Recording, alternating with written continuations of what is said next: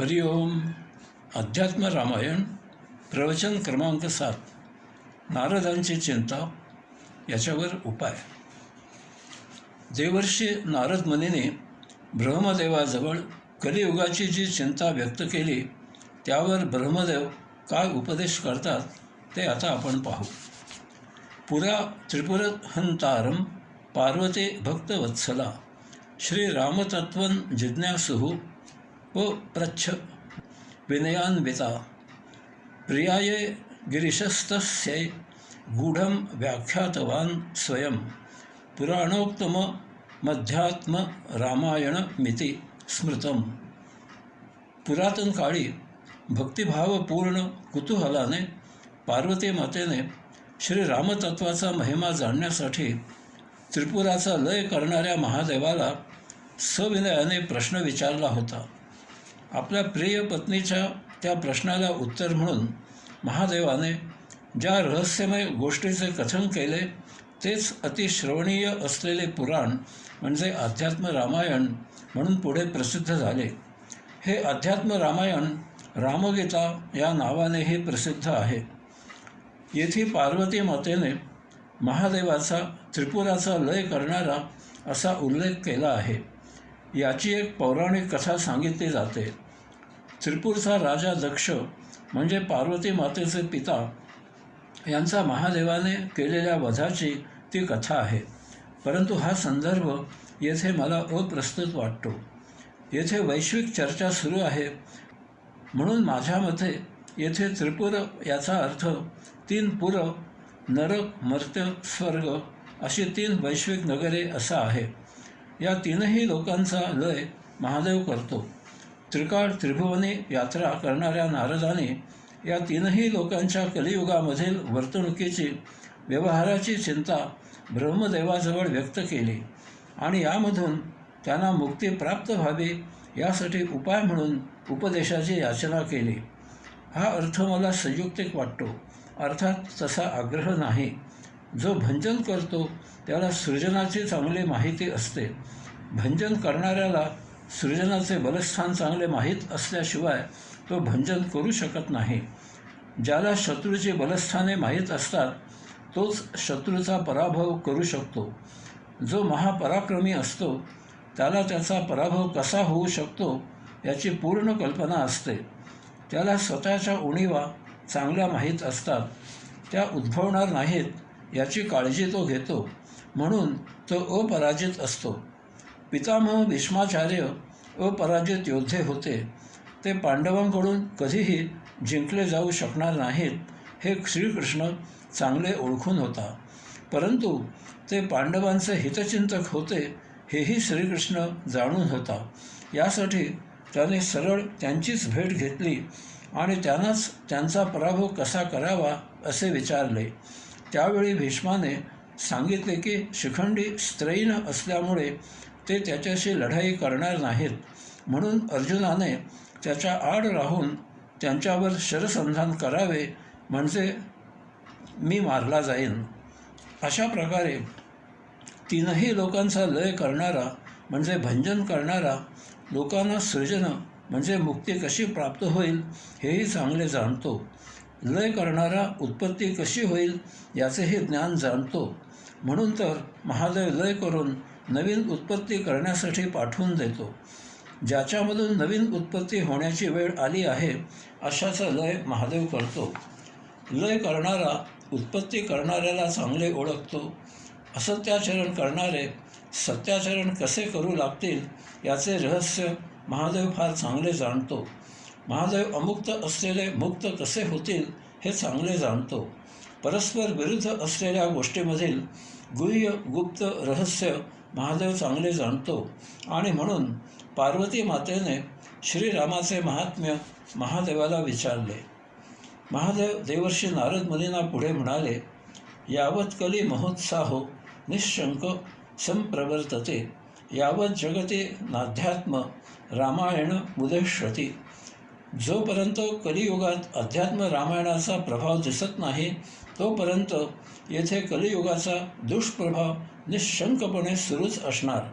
याचा अर्थ कलियुगामधील महाभयावह दुष्परिणाम रोखायचा असेल तर त्यावर अध्यात्म रामायण हाच प्रभावी उपाय आहे. अध्यात्म म्हणजे पारमार्थिक जीवन पद्धती. कलियुगामध्ये भौतिक भोगापवर्गतेसाठी जगले जाते. या कलियुगात देवाची उपासना करायची असेल तर त्यासाठी फलनिष्पत्ती काय ते सांगावे लागते, तरच उपासना केली जाते. काहीही करायचे म्हणजे त्यापासून मला काय मिळणार, यात माझा फायदा काही आहे का, याची चौकशी प्रथम केली जाते. काही लभ्यांश मिळणार असेल तरच कार्य केले जाते किंवा लभ्यांशाची आशा दाखवून कार्य करून घेतले जाते. कोणीही निखळ आनंदासाठी जगायला तयार नाही. यामुळे आनंदाऐवजी सुखदुःखात आयुष्य जगावे लागते. या कलियुगाची एक विचित्र गोष्ट ब्रह्मदेव नारद मुनींना सांगत आहेत. तावत सर्वाणि शास्त्राणि विवदन्ते परस्परम तावत स्वरूपम रामस्य दुर्बोधम महतामपि यावत जगती नाध्यात्म रामायण मुदश्यति. जोपर्यंत अध्यात्म रामायणाची महती जाणून जगात आचरण केले जाणार नाही तोपर्यंत शास्त्रांमध्ये शास्त्रांच्या अर्थासाठी वादविवाद घातले जातील आणि यामुळे अध्यात्मविद्या पारंगत असलेले प्रभूच्या साक्षात्काराला दार्शनिक होण्याला मुकतील. पूर्वी श्रुतींचा अर्थ काय आहे, काय घेतला पाहिजे यावर मोठमोठ्या विद्वान पंडितांमध्ये चर्चा वाद होत असत. याला भगवान आद्यश्री शंकराचार्यही अपवाद नाहीत. त्यांची ब्रह्मसूत्रावरील टीका म्हणजे वादावादी आहे. यात ते बिचारे ब्रह्मसूत्र पार हरवून गेले आहेत.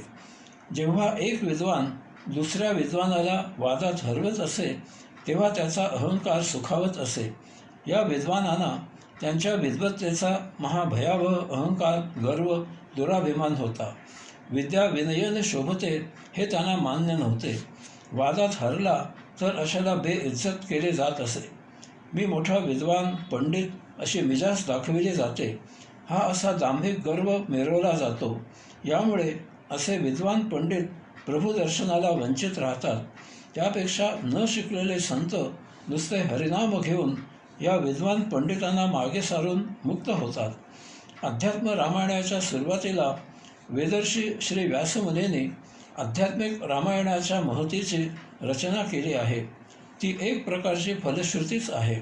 यासाठी त्यांनी भरपूर श्लोक खर्ची घातले आहेत.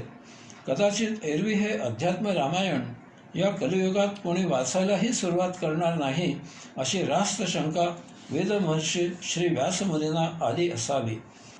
ब्रह्मदेव देवर्षी नारद मुनींना पुढे म्हणाले, श्री रामगीता महात्म्यात्मन कृत्सम जानाति शंकरः तदर्थम गिरिजा वेत्ती तदर्थम वेदम्यहम मुने. नारदा, श्री रामगीतेचे महात्म्य भगवान महादेवच पूर्ण जाणतात. माता पार्वती यातील अर्धेच जाणते आणि मी त्याच्या अर्धेच जाणतो. हे असे सांगण्यामध्ये 3 गोष्टी आहेत. ब्रह्मदेव स्वतःकडे कमीपणा घेत आहेत. जसजशी विद्या जास्त जास्त मिळत जाते तसतसे आपण निराहंकारी, निस्पृह, निर्विकारी, प्रसिद्धीपरान्मुख, विनम्र, विनयशील आपोआप झाले पाहिजे. तरच विद्या आपल्या मेंदूमधून हृदयामध्ये झिरपली असे म्हणता येईल. विद्येचे प्रदर्शन मांडायचे नसते. अशा व्यक्तीलाच विद्या शोभून दिसते. त्याला समाजाकडून आदर सत्कार मिळतो. ज्ञानयोगाने आत्मपरब्रह्म जाणला गेला याचा अर्थ आपण मुक्त झालो असा गैरसमज बऱ्याच जणांना होतो. हे केवळ 50% काम झाले. ज्ञानयोगाने बुद्धी अंतःकरणात उतरली की तेथे बुद्धियोग प्राप्त होतो. येथे ज्ञानयोगाला पूर्णत्व प्राप्त होते. आता मुक्तीची यात्रा म्हणजे कर्मयोग भक्तियोगाने केला जातो. हा त्रिवेणी संगम जपता आला पाहिजे. यासाठी सप्तरिपू जिंकले गेले पाहिजेत. 2. मुमुक्षू साधक यांनी लक्षात घ्यायचे आहे की आपल्याला फक्त मार्ग दर्शविला जातो. हा मार्ग खास खळगे, काटे, कुटे, दगड, धोंडे याने व्यापलेला असतो. आपल्याला फक्त सुरुवात करून दिली जाते. ही सर्व विघ्ने आपल्यालाच पार करायची आहेत. अशा प्रकारे तावून सुलाखून निघाल्याशिवाय अध्यात्म साध्य होत नाही. येथे सुरुवात या जन्मी आणि शेवट कोणत्या जन्मी ते माहीत नाही, अशी व्यवस्था आहे. ही सर्वस्व झोकून देऊन काळोखात घ्यायची उडी आहे. घनदाट काळोखामधील यात्रा आहे ही. दगडाने छिन्नी हातोड्याचे घाव सोसत राहायचे, याचा आनंद लुटायचा. त्याला मूर्तरूप केव्हा येईल तेव्हा येईल, किंवा येणारही नाही. या जन्मे छिन्नी हातोड्याचे हात सोसायची साधना झाली हेही नसे थोडके, असे समाधान असावे लागते. पुण्यातील पर्वती चढून जाण्यासाठी पायथ्याशी गेल्यावर वर पाहिले असता पर्वतीचे शिखर आपल्याला दृष्टीपथात येते, परंतु अध्यात्मरूपी पर्वत चढून जाण्यासाठी फक्त पायथाच दिसतो, शिखर दृष्टीपथात येत नाही. यास्तव ज्या अर्थी पायथा आहे त्या अर्थी शिखर असले पाहिजे असे गृहीत धरून चढायला सुरुवात करायची. बाकी सर्व योगेश्वरावर सोडून द्यायचे. याचप्रमाणे अल्पज्ञानरूपी सुताचा धागा हाती आल्यावर त्याच्या आधाराने स्वर्ग गाठायची जिद्द ठेवायची. कापसाची गाठ पिंजू लागल्यावर त्याचा भला मोठा ढीग तयार होतो. शास्त्रीय संगीतात काही मोजक्या स्वरावलीचा राग असतो, परंतु त्याचा विस्तार अमर्याद करता येतो. 3. ब्रह्मांडामध्ये कोणतीही गोष्ट पूर्ण नाही. सर्व काही अपूर्ण आहे. आपल्याला ते पूर्णत्व द्यायला शिकायचे. जळीस्थळी काष्टी पाषाणी चर अचर यामध्ये परमात्मा ओथंबून व्यापलेला आणि भरलेला आहे. त्याच्याशिवाय येथे काहीही असूच शकत नाही. परंतु तरीही तो कोठेही दृश्य नाही. तो इतका अव्यक्त आहे की येथे परमात्मा खरोखरच आहे की नाही अशीच शंका यावी. म्हणून परमात्मा सूक्ष्माहून सूक्ष्म आहे असे म्हटले जाते. हे असे का, तर यावरून परमात्मा त्याच्याकडे कसे जायचे याचा धडा आपल्याला गिरवायला देत आहे. परमात्मा अदृश्य, अरूप, निराकार, अव्यक्त इत्यादी आहे. ज्याला दार्शनिक व्हायचे आहे त्यानेही अव्यक्त, मौन, एकांतवासात राहायचे. म्हणजे कुटुंबात, संसारात, समाजात राहूनही देहधर्मासाठी अत्यावश्यक असेल तितकेच शक्यतो देहबोलीने किंवा कमीत कमी शब्दात व्यक्त व्हायचे. कर्मयोग करून झाल्यावर तत्काळ अध्यात्माची साधना, उपासना करायची. आत्मपरब्रह्म प्राप्ती हाच ध्यास घ्यायचा. या योगे आपल्यामधील औषात्म्याला पूर्ण विराट रूप द्यायचे, मुक्त व्हायचे. कंपासाने आपण वर्तुळ काढू लागलो की ते 360 अंश फिरून सुरुवात केलेल्या बिंदूपाशी जेव्हा पोहोचते तेव्हा तिथे वर्तुळ काढून पूर्ण होते, परंतु त्यावेळी तेथे शून्य तयार होते. अशाच प्रकारे आपण औषात्म्याला पूर्णत्व देताना जेव्हा आपल्याला शून्यावस्था प्राप्त होते तेव्हाच तेथे पूर्णत्व प्राप्त होते. अशा प्रकारे नारदा अपूर्णत्वाला पूर्णत्व देताना जेव्हा तेथे आपोआप शून्यत्वाचा महाप्रसाद प्राप्त होतो तेव्हाच ती यात्रा ही समाप्त होते. हे सर्व आपल्यालाच करावे लागते. म्हणून ब्रह्मदेव देवर्षी नारद मुनींना पुढे सांगतात, तत्ते किंचित प्रवक्ष्यामि कृत्सम वक्तुम न शक्यते यच ज्ञात्वा तत्क्षणालोकचित्त शुद्धिम वाप्नुयात. ब्रह्मदेव नारदांना म्हणाले, मी जे काही किंचित मात्र जाणले आहे तेही मी सर्व सांगू शकणार नाही. त्यामधील किंचित थोडे इवलेसेच मी सांगू शकेन. तथापि एक निश्चित आहे की जे काही किंचित सांगेन तेवढ्या ज्ञानानेही मानवाचे चित्त शुद्ध होऊ शकते. याचे कारण अध्यात्म ब्रह्मज्ञान हे मूलतः अनिर्वाच्य शब्दातील मौन आहे. यामुळे मी जितके सांगू शकेन त्यावरूनही मुमुक्षुनी साधकाने त्या योगे मौन राहून ध्यान साध्य करून समाधी प्रसाद प्राप्त करायचा आहे.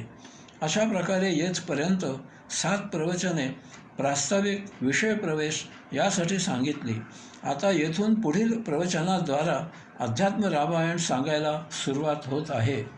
हरिओम.